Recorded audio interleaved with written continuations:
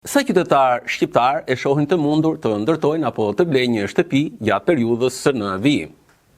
Fatkeqësisht numri i tyre është shumë i vogël. Dhe ja, cilat janë arsyet. Të dhënat tregojnë se besimi i shqiptarëve për blerjen ose ndërtimin e një banese brenda 12 muajve të ardhshëm është ndër më të ultit në kontinent.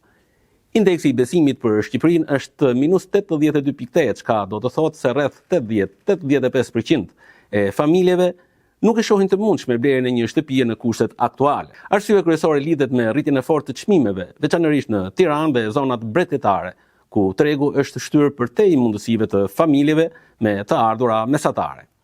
Në vitet e fundit, hendeku mes të ardhurave dhe çmimeve të banesave është thelluar, duke bërë pronësinë gjithnjë e më të paarritshme për shumë shqiptar. Pra, për shumë familje shqiptare, ndërtimi apo blerja e një banese në 12 muajt në vijim mbetet një ëndër, një sfidë që bëhet gjithnjë e më e vështirë për vitet që vijnë.